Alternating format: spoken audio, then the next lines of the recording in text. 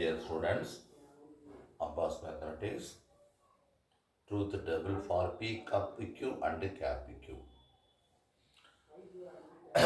இப்போ நான் சொல்கிறது இது எழுத வேணால் டேபிள் மட்டும் போட்டால் போதும். PQ நம்பர் ஆஃப் ஸ்டேட்மெண்ட்ஸ் 2 இருக்குது. நம்பர் ஆஃப் ஸ்டேட்மெண்ட் 2 இருக்குது. அப்போ நம்பர் ஆஃப் ரோஸ் எத்தனை வரும்னா 2 power n. 2 power n. 2 power n-னா 2 power 2. அப்போ 4 ரோஸ் வரும். இது உனக்கு புரிகிறது தான், இது எழுத வேண்டாம், ட்ரூத் டேபிள் மட்டும் போட்டால் போதும்.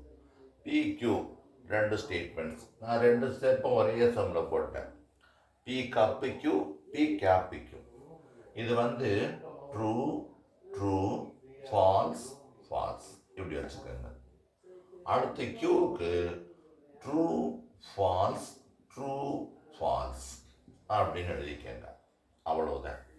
இதில் வந்து என்ன அப்படின்னா P கப்பு Qக்கு வந்து is false cup false equal to false. அவ்வளவுதான். Others true. அதர்ஸ் வந்து எப்படி வந்துடும்? அதர்ஸ் வந்து டீன்னு வந்துடும். ஆனால் P கேப்பு Q அப்படி வந்துச்சுன்னா இதில் வந்து T cap T equal to T இந்த மாதிரி வரும். அதர்ஸ் மாற்றி வந்துச்சுன்னா அதெல்லாம் ஃபால்ஸ்னு போட்டுடணும். அதர்ஸு எஃப்னு போட்டுடணும். எப்படின்னா டி டி ரெண்டுமே ட்ரூ வந்திருக்கு, அதனால ட்ரூ. டிஎஃப் வந்திருக்கு, நமக்கு என்ன செய்யணும்? கப்பில் ஃபால்ஸ் வந்தால் தான் ஃபால்ஸ் போடணும். அதனால இதுக்கு நம்ம டீன்னு போட்டுடுறோம்.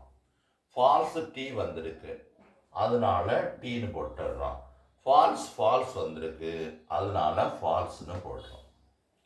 ஆனால் கேப்பில் எப்படின்னா டிடி வந்தால் தான் டி, மற்றபடி எல்லாம் ஃபால்ஸ்.